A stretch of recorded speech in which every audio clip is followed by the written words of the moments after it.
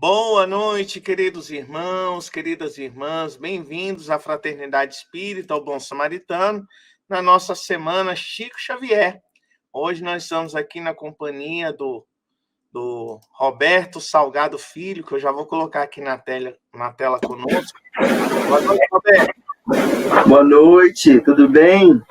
Bem-vindo entre nós, bem-vindo à nossa casa. E é uma alegria recebê-lo aqui conosco. Hoje o tema, caráter irretocável da obra de Francisco Cândido Xavier.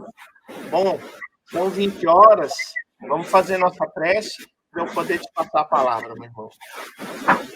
Obrigado. Senhor Jesus, bondoso e amado Mestre, é com imensa alegria, Senhor, que aqui estamos reunidos novamente, dando curso à nossa semana Chico Xavier. Abençoe o nosso encontro. Inspire o nosso irmão Roberto, para que ele possa ser o teu porta-voz entre nós. Glória a Deus nas alturas e paz na terra, Senhor, a toda a humanidade. Graças a Deus. Então, Roberto, você se apresenta para nós e já pode tocar seu estudo. Eu vou minimizar minha tela, mas eu vou estar atento aqui. Quando você quiser que coloque, compartilhe a sua tela, o slide, você só pede para mim que eu já subo ele. Tá bom? Já pode compartilhar aí, já. Tranquilo. Aí, meu nome é Roberto Salgado, eu sou de Uberaba, aqui da casa do Lar Espírita Jarbas Leão de Varanda. E a gente está muito feliz de ter recebido essa oportunidade. A gente agradece ao Alexandre e a todo o pessoal aí da Fraternidade Espírita Bom Samaritano, né, de Brasília, né? E é uma satisfação muito grande a gente estar aqui na semana de Chico Xavier e comentando a respeito da obra dele, né? Então, feliz pela oportunidade, a gente pede permissão para começar. O caráter irretocável da obra de Francisco Cândido Xavier. A gente sabe que a obra dele aqui na Terra foi muito extensa, né? Tem a parte dos livros, tem a parte da caridade, da vivência, na humildade. Então, ele foi pleno e perfeito em todos os sentidos, né, na sua missão. Então, a gente vai falar um pouco sobre isso, porque que a sua obra, aqui focando um pouco mais com relação à mediunidade e aos livros, por que que a sua obra é irretocável? Por que que ele tem esse caráter? A gente já pode adiantar que o primeiro ponto que a gente tem que lembrar é que Chico Xavier é um espírito superior. Então, sendo um espírito superior, a gente vai ver alguns aspectos que corroboram com isso, e esse aspecto de espírito superior faz com que, mesmo que não fosse, já não seria motivo, por exemplo, dessas adulterações estarem acontecendo, né? Mas ele sendo um espírito superior, aí o nosso respeito deveria ser maior ainda com respeito à obra, porque é a codificação, né? E em termos superiores, vamos dizer assim, o responsável máximo por ela e que prometeu que retomaria é Jesus, né? Que ele falou, eu vos enviarei um outro consolador que irá relembrar e ensinar todas as coisas. Então, a ponto máximo, o Espiritismo, a gente sabe, né, na obra de Chico Xavier e na obra de Kardec, a gente sabe que o Espiritismo é o cristianismo redivivo. Então, a gente vai passar aqui alguns pontos interessantes, importantes. Então, o que a gente tem para falar hoje e o que vai corroborar com esse ponto do caráter, né, irretocável da obra de Francisco Cândido Xavier são esses tópicos. A gente vai falar primeiro de Jesus e seus dois principais ministros, as adulterações da obra cristã na história, adulterações na obra de Kardec, falar sobre o direito autoral, adulterações na obra de Chico Xavier e a perfeição da obra de Kardec e Chico, que é reviver o cristianismo puro. Bom, só dando uma passada rápida nesses tópicos, Jesus, e isso a gente vê lá no Apocalipse de João Evangelista, especificamente no capítulo 11, o seguinte: Jesus, ele tem 24 ministros. Lá fala no capítulo 11. Bom, então a gente, lá no Apocalipse, fala que Jesus, ele tem 24 ministros. E desses 24, tem 2 que sempre vêm à Terra, eles sempre reencarnam e sempre nos auxiliando na nossa evolução e trazendo os ensinamentos de Jesus.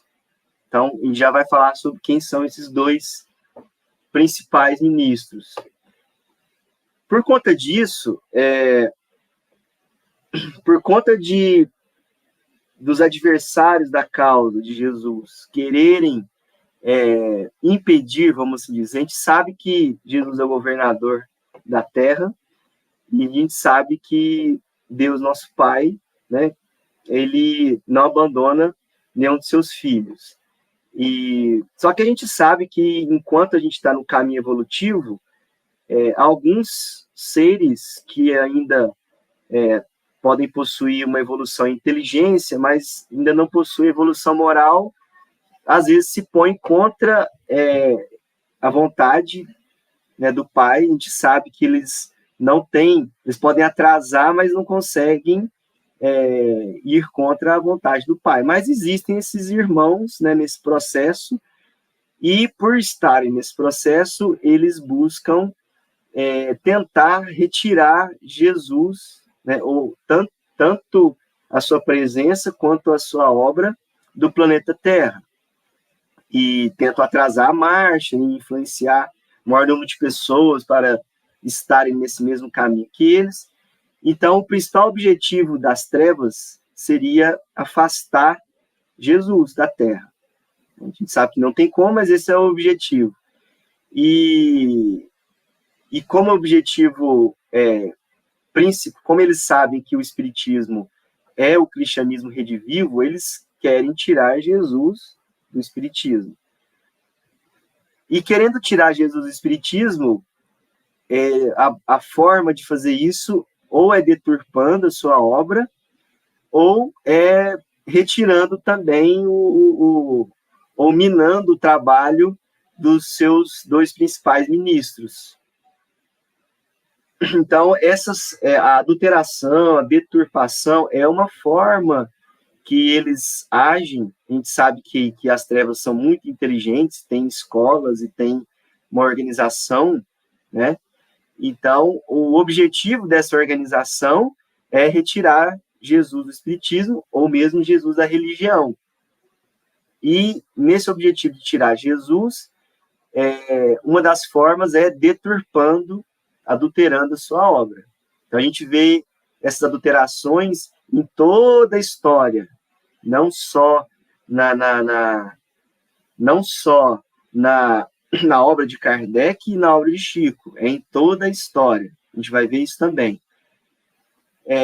Aí nós temos, quando a gente passa para o direito autoral, a gente tem uma evolução, inclusive na lei da sociedade, que acaba impedindo, ou pelo menos dificultando, essa questão de deturpações, né, com essa questão da lei humana sobre o direito autoral, que a gente vai falar também sobre o direito moral, que é um desdobramento do direito autoral.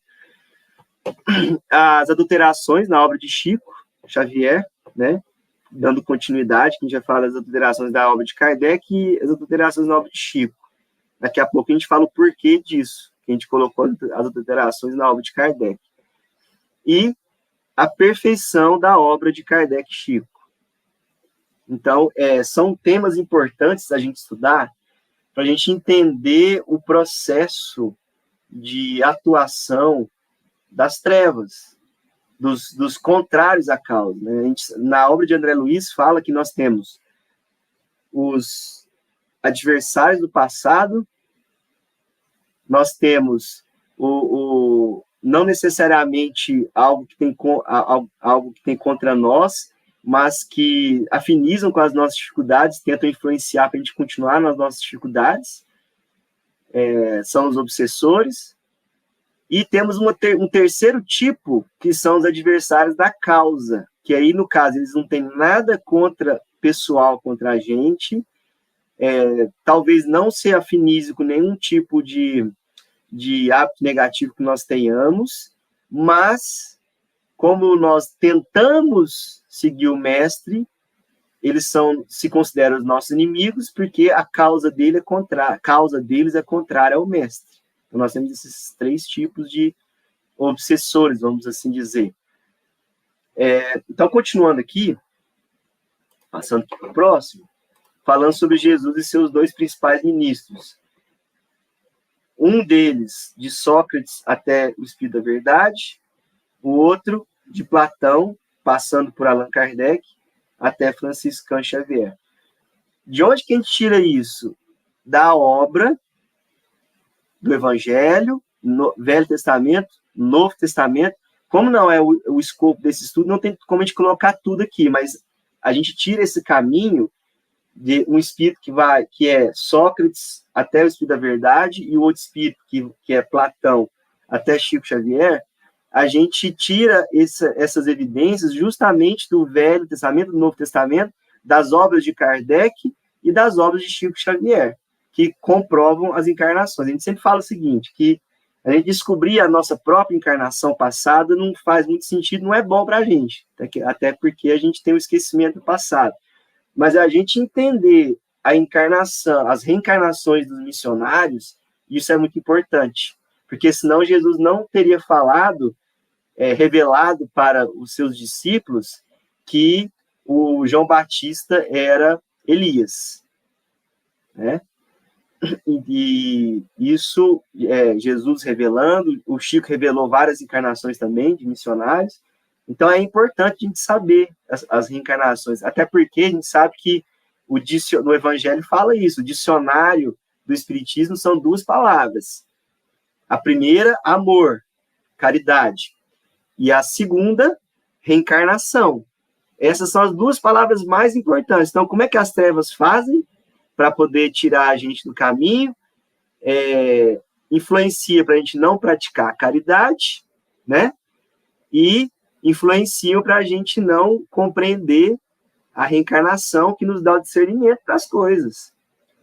De onde viemos, para onde vamos, a razão das nossas dores.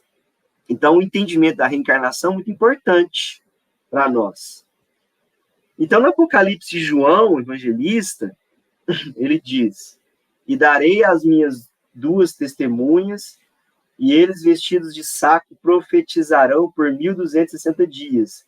Esses 1.260 dias seriam 1.260 anos. Só que a gente sabe que eles não ficaram só nos 1.260 anos. Eles foram... Porque esses 1.260 anos seria aquela fase do feudalismo, da Idade Média, que eles se intensificaram a sua vinda por conta da necessidade, né? No momento mais difícil da Terra, que é a Idade das Trevas, né? Foi quando teve a necessidade da vinda deles com mais intensidade. Eles sempre foram e são perseguidos, incompreendidos, esses 2 principais ministros de Jesus. Estes são 2 oliveiras e 2 candeeiros postos diante do Senhor da Terra. Então, eles são, vamos dizer assim, os 2 principais médiuns de Jesus. Está no capítulo 11 do Apocalipse.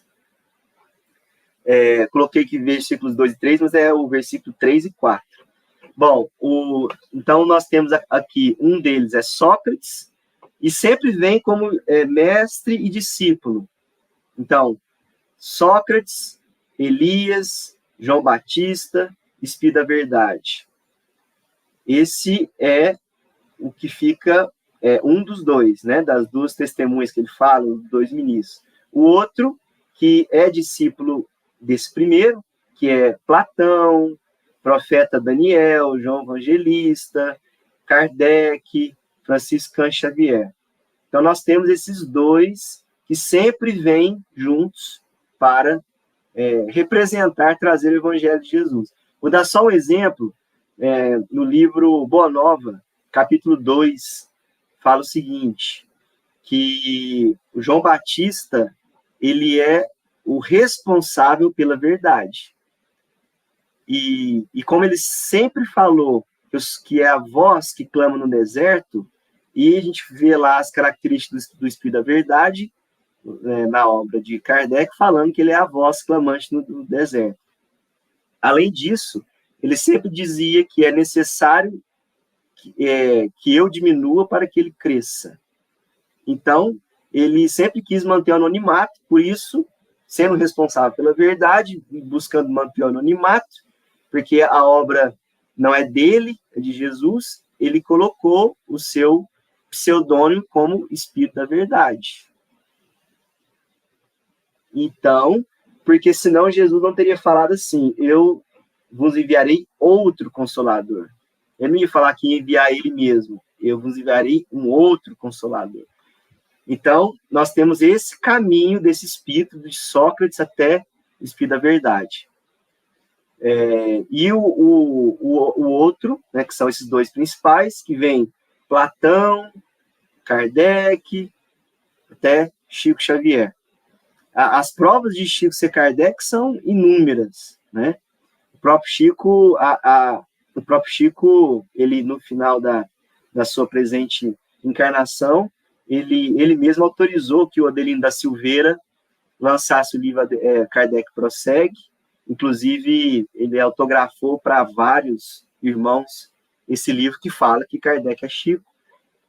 Amigo do Antônio Baduí Filho, também ele permitiu a divulgação da mensagem que o Antônio Baduí Filho recebeu em 97, na Cometrim, de Hilário Silva, dizendo que Chico Xavier é Kardec.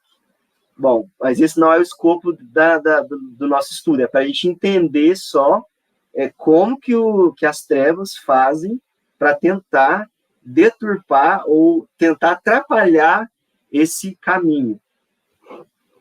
Bom, as adulterações da obra cristã na história.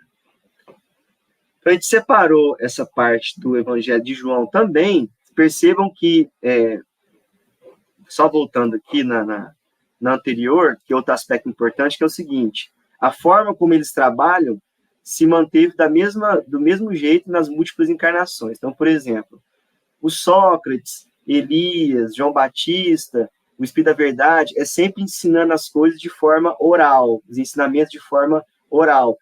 E sempre se colocando como o mestre mesmo, né?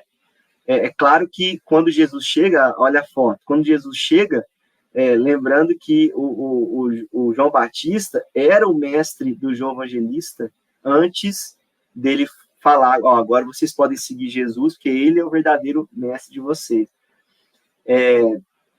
Mas o Sócrates, o Espírito da Verdade, sempre pela essa característica da voz, da oralidade. E o Platão, que passa pelo profeta Daniel, depois João Evangelista, Kardec, Chico Xavier, sempre na escrita, né, sempre escrevendo, e sempre também predizendo, fazendo previsões. Você pode ver que todos eles fizeram previsões. Então, são características comuns ao longo das múltiplas encarnações deles. Continuando aqui, então, João Evangelista registrou esse ensinamento de Jesus. A maioria dos ensinamentos de Jesus que falam de reencarnação foi João Evangelista que registrou. Então, Jesus diz, se me amais, guardai os meus mandamentos, e eu rogarei ao Pai, e ele vos dará outro Consolador. Aqui eu grifei o outro Consolador, por isso que eu coloquei grifos nossos, só para a gente ter essa percepção. Vos dará outro Consolador para que fique eternamente convosco. Ficar eternamente convosco, porque o ensinamento, né, que ele trouxe e que Kardec codificou, ficar eternamente convosco, conosco, né? O Espírito de verdade, que o V é maiúsculo, né? A quem o mundo não pode receber porque o não vê, nem o conhece. Mas vós o conhecereis, porque ele ficará convosco e estará em vós. Bom, quais são as fases dos ataques à obra? Então, bom, as trevas sabem, são muito inteligentes, têm organização e sabem que um outro Consolador viria, sabem que os principais conceitos são o amor e a reencarnação, sabem que aí vem as fases. Então, a primeira tentativa é perseguição. Né? Então, vão perseguir Jesus, vão perseguir os discípulos, vão perseguir, tentar acabar, crucificaram Jesus, vão tentar acabar com a lei de amor, né? com os ensinamentos do Cristo, materialmente. Não conseguiram, perseguiram os cristãos, até mais ou menos o século III ou IV, e perceberam que não tinha como frear, inclusive estava aumentando, né, o número de adeptos, né, e a mensagem estava se difundindo cada vez mais, então não era possível conseguir com a perseguição. Então se entra numa segunda fase, que é a traição. De dentro do cristianismo, surgem pessoas que tentam implodir o movimento por dentro, que inclusive acontece hoje com o espiritismo. Muitos palestrantes famosos, pessoas conhecidas, são pessoas das trevas, seres trevosos, que querem implodir a obra cristã por dentro. Inclusive, Kardec mesmo previu isso e deu esse alerta, falando que os maiores adversários da doutrina espírita viriam de dentro dela. Só que somente esse tipo de situação também não estava resolvendo. Nós estamos falando aqui da época de Jesus, né? Que se mantém até hoje. Então, é interessante a gente entender que esses processos, eles se repetem. Bom, só traição também não está funcionando. E aí vem uma terceira fase, que aí é aquela, então, vamos dizer assim, aquela frase que a gente sempre escuta, se a gente não pode lutar contra o inimigo, então vamos ficar do lado deles, né? Então, tem uma aparente absorção ali do evangelho pelo poder romano, colocando como religião oficial, mas para usar ela para dominação, com interesses pessoais, que é outro tipo de situação que se vê muito, utilizar para interesse pessoal. E essa absorção, imaginaram também que iria resolver e iriam implodir, né, o cristianismo, absorvendo ele e utilizando para dominação. A fase durou muito tempo, né, durou aqueles 1.260 dias, né, foi 1.260 anos, mas também não conseguiu dar vazão para esse plano, que é a terceira fase do ataque. E a quarta fase, aí já quando se amadureceu, vamos dizer assim, a forma das trevas pensarem, e aí se fala o seguinte, olha, a gente precisa agora atacar a obra em si, porque se a gente não consegue conter o movimento, então pelo menos vamos deturpar a obra com tanta força que ela fica, vamos dizer assim, tá a árvore do evangelho, né? Então vamos cortar essa árvore, cortar tanto essa árvore que ela morra, né? Que ela fique irreconhecível, igual fala o evangelho.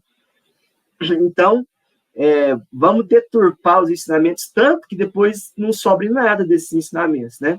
Só que as leis morais, como as leis morais são muito claras, porque do evangelho, das lições que Jesus trouxe, o seu evangelho, a parte da mediunidade, da reencarnação, tem como você alterar, tem como você deturpar, porque tem muitas coisas que são por alegorias, então a interpretação não pode ser ao pé da letra, porque naquela época as pessoas não tinham condição de entender algo que fosse falado de forma literal, né? Por isso que Jesus diz que enviaria um outro Consolador, porque aí, como a gente viu, o Espiritismo ensina as coisas de forma literal, não dá para ficar interpretando de outra forma. Mas a parte moral de Jesus não tinha como, não tem como, né? Você, as bem-aventuranças, não tem como você colocar uma outra interpretação, é aquilo, né? Então, mas eles adulteraram todo o restante. Então, Jesus, já sabendo que isso iria acontecer, já conhecendo todos nós, já prometeu o Consolador que iria restaurar o cristianismo primitivo, que é o cristianismo que seriam os ensinamentos que Jesus trouxe na sua pureza. Então, as adulterações, a deturpação, ela teve sucesso parcial, né? Porque Jesus já sabia que isso ia acontecer, então ele sempre está à frente dessas situações, né? Bom, a principal perda, vamos assim dizer, a principal derrota temporária, né, que o cristianismo teve, e que Jesus já sabia que isso ia acontecer, foi no Concílio de Constantinopla, né, no ano de 553, quando a Teodora, que era esposa do imperador, que era uma pessoa pobre, uma pessoa que se prostituiu, e depois ela saiu de tudo isso e se casou com o imperador. Ela convenceu o imperador a trocar o termo reencarnação, porque Jesus falava reencarnação abertamente, não tinha esse problema. As pessoas entendiam a reencarnação abertamente. Os que tinham dificuldade de entender a reencarnação eram os fariseus, né, eram aqueles do grupo ali, fechado ali dos judeus, né? Os fariseus, que eram aquela turma mais pesada, né? Então, ela convenceu a trocar o termo reencarnação para ressurreição, porque ela não aceitava. Então, olha os interesses pessoais e as ações políticas, né? Ela não aceitava que ela pudesse nascer uma próxima encarnação pobre de novo, igual ela nasceu naquela, né, que ela se tornou rainha, né? Então, esse foi vamos dizer assim, a principal deturpação, né, que ocorreu. Bom, então a gente entendendo que a deturpação ou a adulteração ocorreu desde o princípio e ela se repete ao longo do tempo, a gente agora entende que Kardec também foi alvo dessas adulterações. E antes de a gente falar da adulteração na obra de Kardec, a gente tem que entender o que é o direito autoral, para a gente entender como que aconteceu essas adulterações. Porque com Jesus, os apóstolos escreviam, né, manualmente, ali, escreviam nos papiros, né, naqueles rolos que tinham, né, e a cópia era manual, era dessa forma. Agora, depois que a prensa foi inventada, né, se pôde começar a produzir cópias com muita rapidez, a máquina ia produzindo ali com a tinta, com muita rapidez, as obras, e aí ficava mais difícil adulterar, né? Porque tinha aquelas várias cópias e a pessoa ia olhar um livro, comprar um livro com o outro e ia perceber, né? Agora, quando você tinha que fazer uma cópia manual, você estava sujeito aos erros da cópia manual, né? Sujeito aos erros daquela pessoa que estava escrevendo também. E aí começou a surgir livros em várias línguas, né? Então, é como se tivesse popularizado os livros, né? Porque os livros antes disso era algo muito restrito, né? Bom, depois do surgimento da prensa e essa evolução toda que ocorreu, né, surgiu a questão do direito autoral. Então, por exemplo, antes da gente ver a definição, a gente vê isso aqui, ó, a questão do depósito legal na Biblioteca da França. Como que funcionava? A pessoa escrevia o livro e aí ela tinha que registrar na biblioteca. Então, ela tinha que fazer um depósito legal do livro original para registrar que aquele livro era dela. é uma forma de comprovar que ele, o autor, estava entregando a obra, né, na biblioteca, e que aquela obra era dele. Então, o que é o direito autoral? O direito autoral, a gente vai falar sobre direito moral especificamente, porque o direito moral é uma das vertentes do direito autoral que visa proteger as obras de autoria intelectual e artística contra usos não autorizados, distorções, adulterações, que possam prejudicar a reputação e integridade do autor. Então, o direito autoral, você pode, por exemplo, doar os direitos para alguém, só que mesmo que você doe os seus direitos da obra para alguém vender o seu livro, alguma coisa assim, nesse sentido, existe o direito moral, que é um direito pessoal do autor, que não pode alterar a obra do autor, porque esse é um direito moral, é um direito dele. Então, mesmo que a pessoa tenha um direito autoral, ela não pode modificar o que a pessoa escreveu. Então, o que aconteceu aqui com Kardec? Que o Espiritismo teve dois coveiros, Lemarie e Roustang. Lemarie, porque ele trabalhava junto com Kardec, era da Sociedade Espírita Parisiense, e aí depois que o Kardec desencarnou, ele tentou tomar conta do Espiritismo e instaurar o esoterismo nele. Então ele foi o coveiro do Espiritismo na França, e o Roustang, ele queria ser o responsável pelo Evangelho, inclusive Kardec fez várias cartas fazendo as críticas dos livros de Roustang, falando que não tinha nada a ver com o Espiritismo.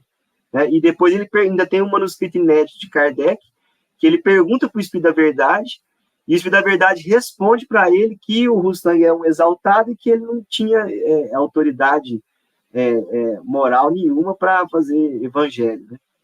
Né? Então, quer dizer, a obra de Roustang era permeada de coisas, das coisas de igreja, coisas de dogmas, rituais. Então, não tinha relação com a obra de libertação do Espiritismo.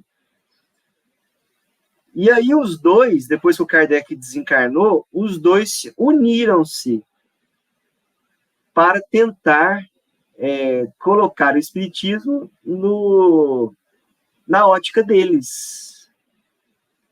Então, o Céu e Inferno, de 1865, logo após que Kardec desencarna, eles vão lá e levam para fazer o depósito legal do livro, já adulterado, com várias alterações que o Roustang e Lemarie fizeram, colocando as ideias deles, com várias alterações, colocando... Porque o Céu e o Inferno fala sobre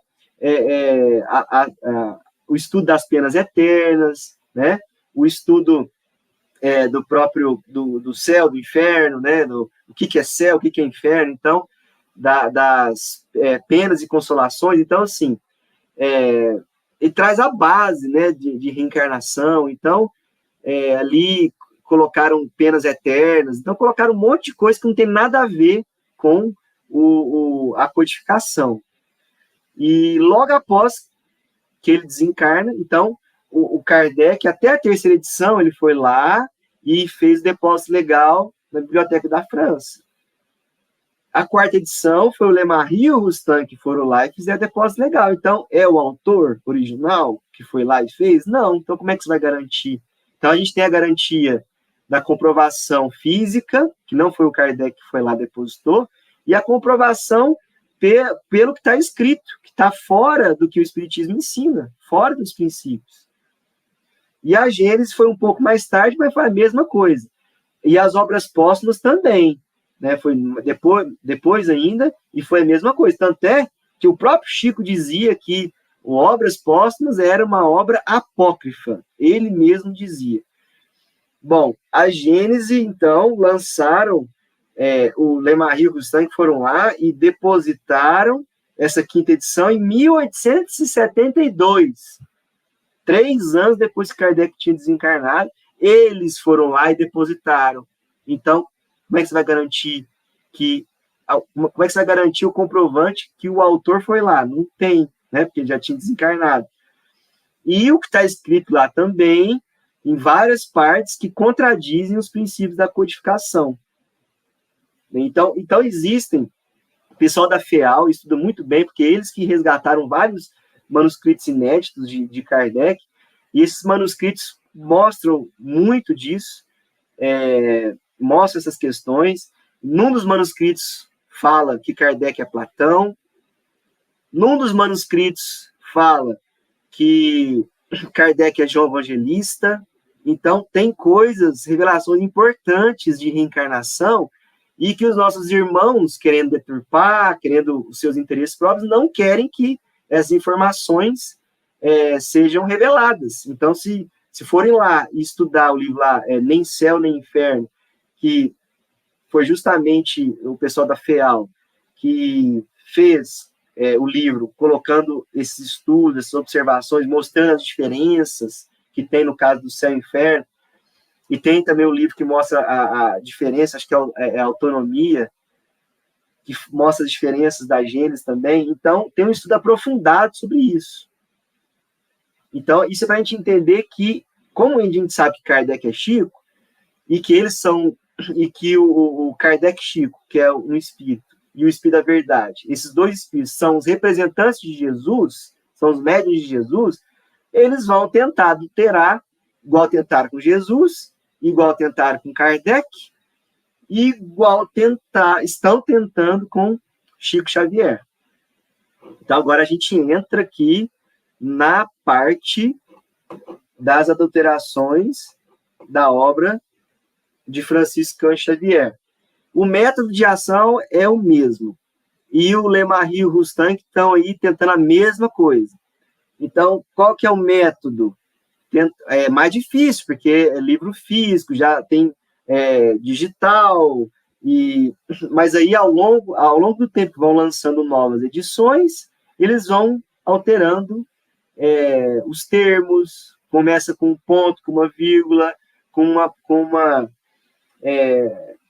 uma palavra, até que depois de 2012 já se alteraram frases inteiras, e não tem como falar que é mentira, não tem como falar que é uma calúnia, porque tá lá, é só pegar o livro após 2012, comparar com os livros originais, e se vai se encontrar ali, é fato. Você vai ler, você vai ver.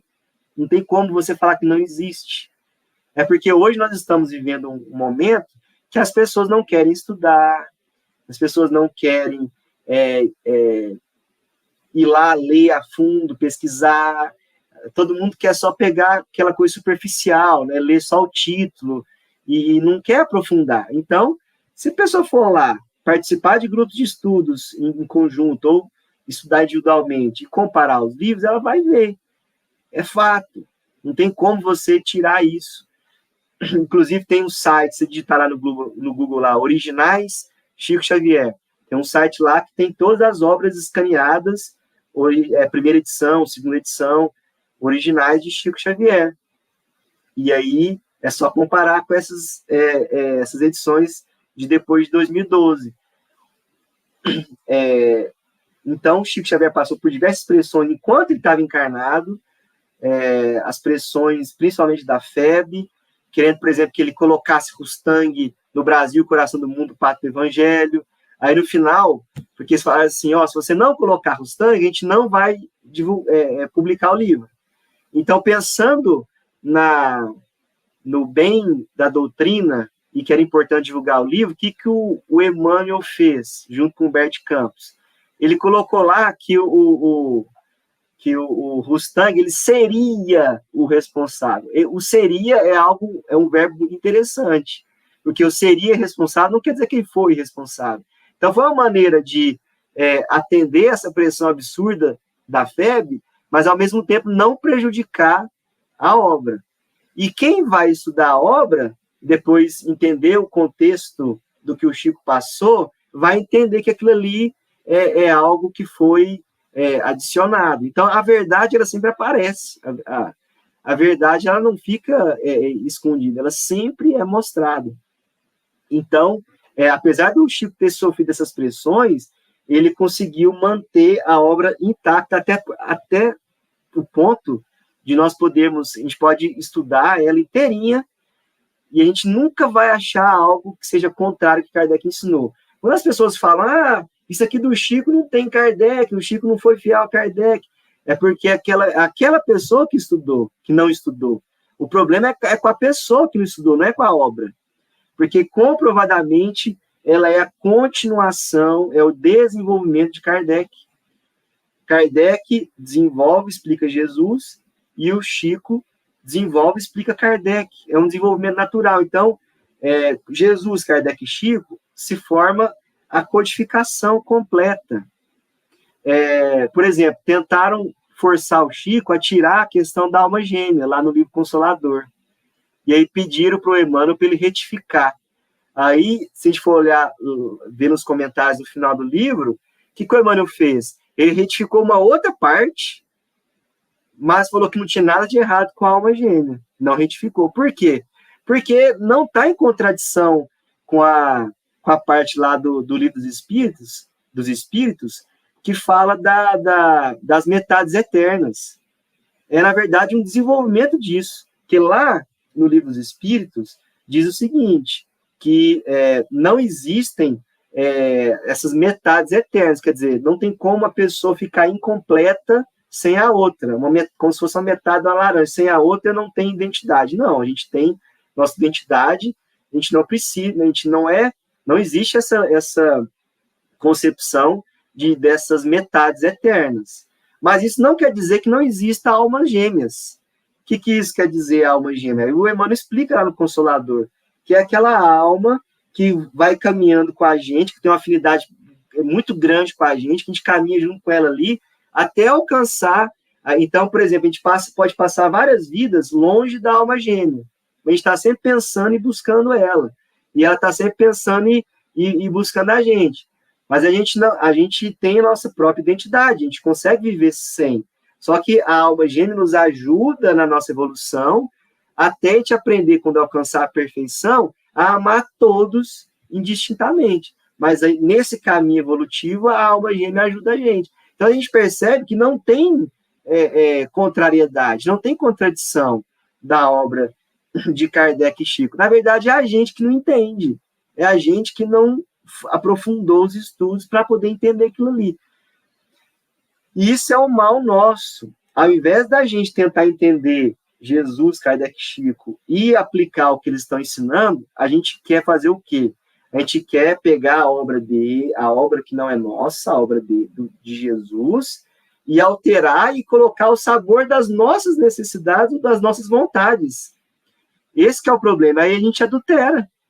O que a gente deveria fazer é sempre buscar entender e colocar em prática a obra e não mudar ela de acordo com as nossas imperfeições. Então, a gente tem que compreender isso, que a gente precisa deixar a obra intacta e do jeito que nos foi passado, porque a obra não é nossa e é dos espíritos superiores. O Kardec e o Chico são espíritos superiores. O Kardec e o Chico é o mesmo espírito, é um espírito superior.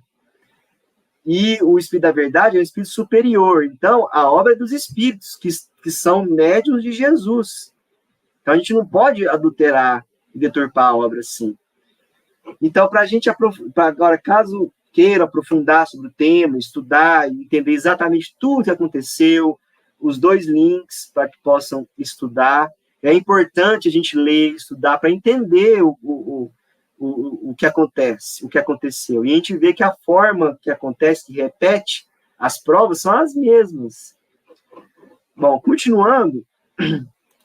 Agora, por que a obra de Kardec, Chico, né, um só espírito, é perfeita?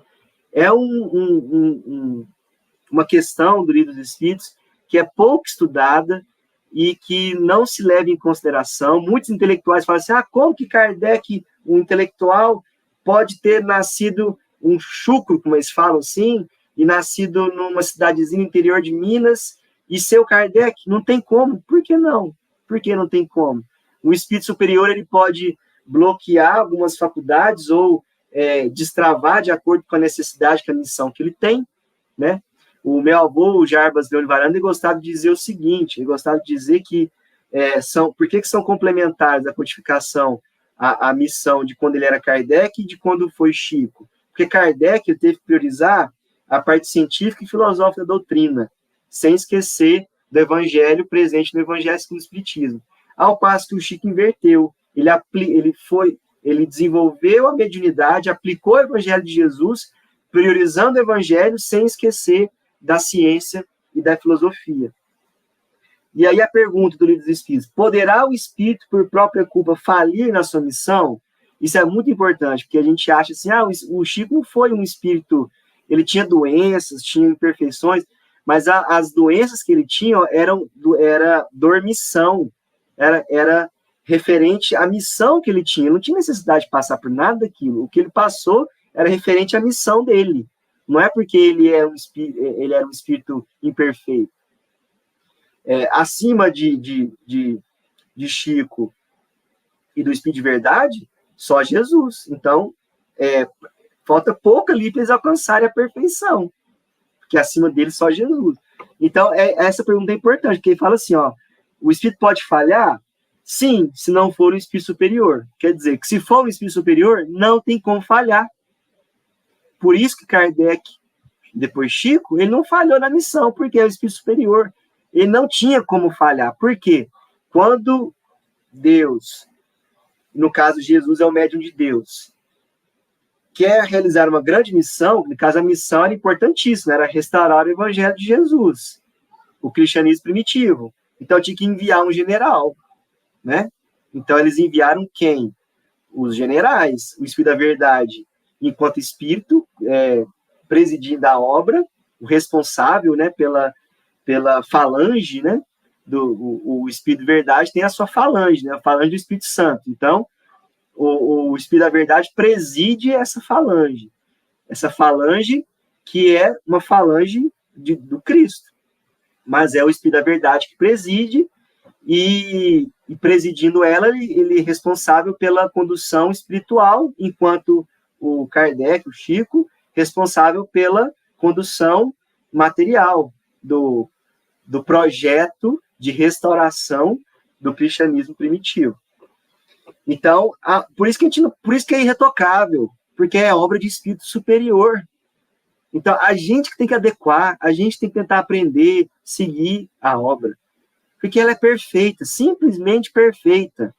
Então, por sermos espíritos superiores, a gente tem que procurar tirar as nossas cascas, vencer as nossas imperfeições, os nossos preconceitos, para conseguir captar, compreender a obra desses espíritos superiores, que é o Espírito da Verdade, Kardec, Chico. Então, é um esforço nosso, e a obra deles é perfeita, e que foi codificada e que já está na sua base toda estabelecida. Ela tem como... falar assim, mas o Espiritismo, o próprio Kardec fala que o Espiritismo ele tem o progresso do Espiritismo, né? O Espiritismo é uma doutrina que progride. Beleza, vou só fazer a última leitura aqui e a gente já finaliza. Então, por ser uma doutrina que progride, o progresso dele é em relação à ciência, né? Em relação às descobertas científicas, mas o aspecto moral e filosófico está todo codificado. E mesmo com o progresso da ciência, ele não vai ferir os princípios básicos do Espiritismo. Então, essa mensagem, bem de finalizar, do Chico, que é uma mensagem muito importante, que está lá no livro Mãos Unidas, que eu até tirei foto para recortar, para caber, do livro original, Sentimento, Ideia e Ação, número 39 do livro Mãos Unidas. Adulterar significa tisnar, viciar, mentir, e nenhuma falta dessa espécie é mais lamentável que aquela de nossa deserção diante das leis de Deus. Não podemos olvidar, por isso, que toda negação do bem começa em nosso íntimo, transformando-se logo após em ideia para exteriorizar-se em seguida no campo da ação. Desse modo, podemos atender à justa autocrítica, analisando as nossas tendências ocultas e retificando os próprios hábitos, compreendendo que os nossos sentimentos fecundam em nossos prejuízos os resultados que nos caracterizam a marcha. É assim que temos a preguiça sustentando a ignorância e a ignorância nutrindo a miséria. A malícia gerando crueldade, a crueldade formando crime. A suspeita criando a maledicência armando a calúnia.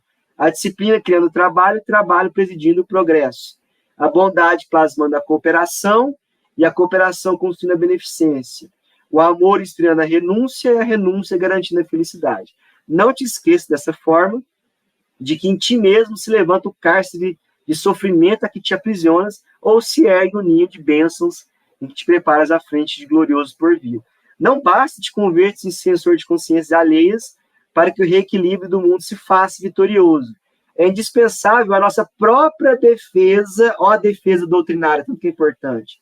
Nossa própria defesa contra o assalto das trevas, consoante o ensinamento da revelação divina, Espiritismo e revelação divina, que recomenda vigiarmos o coração por situar-se nele o manancial das forças de nossa vida.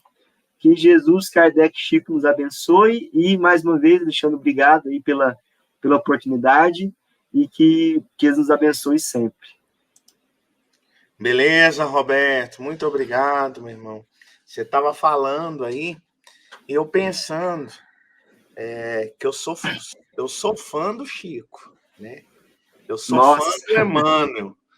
Eu admiro demais o trabalho que esses espíritos tiveram, que vieram materializar aqui para nós.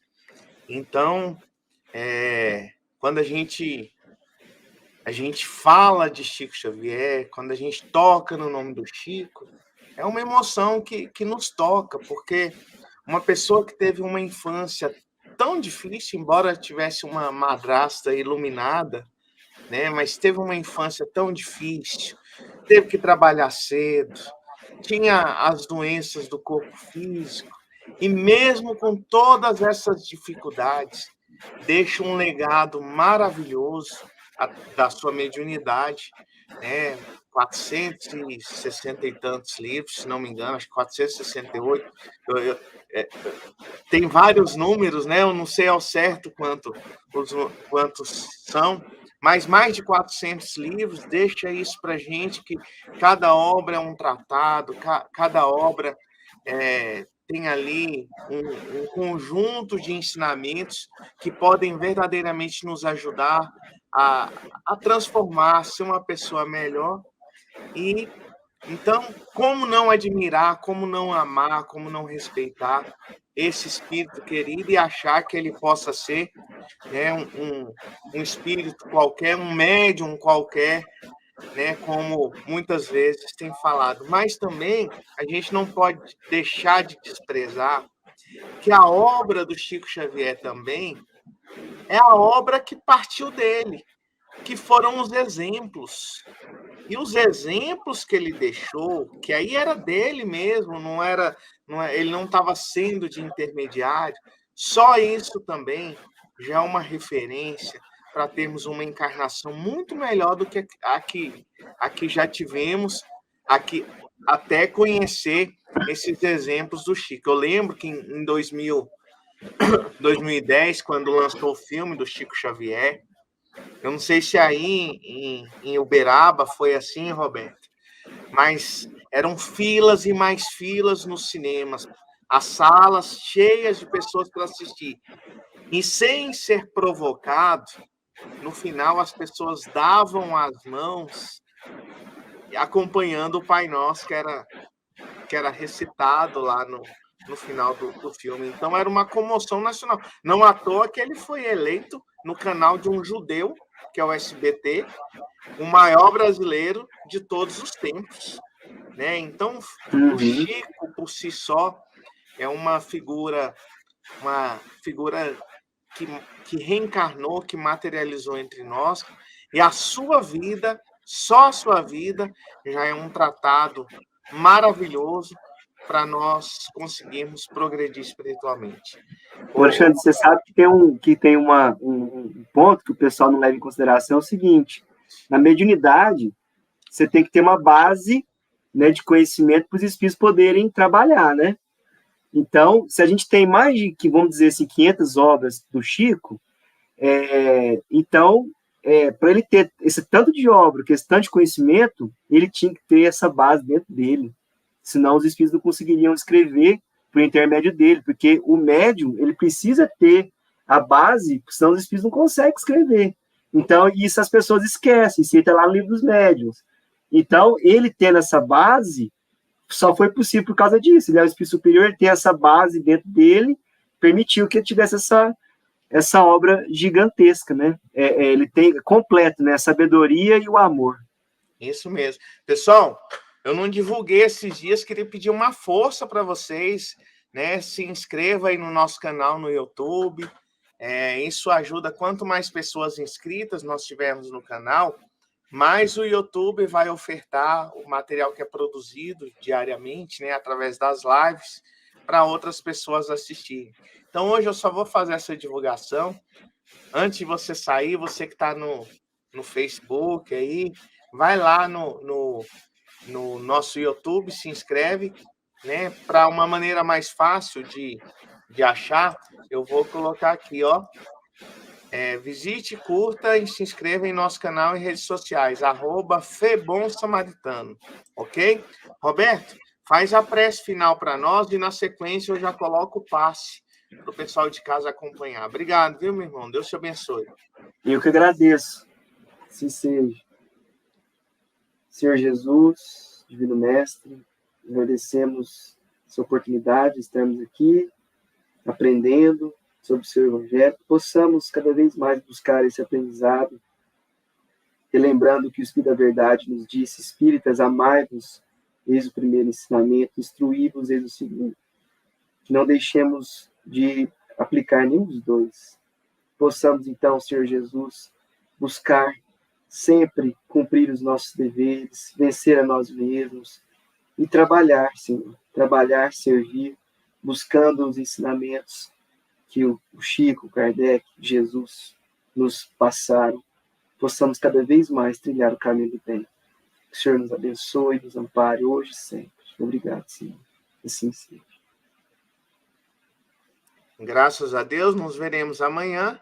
Fiquem agora com o nosso passe. Um grande abraço e muita paz.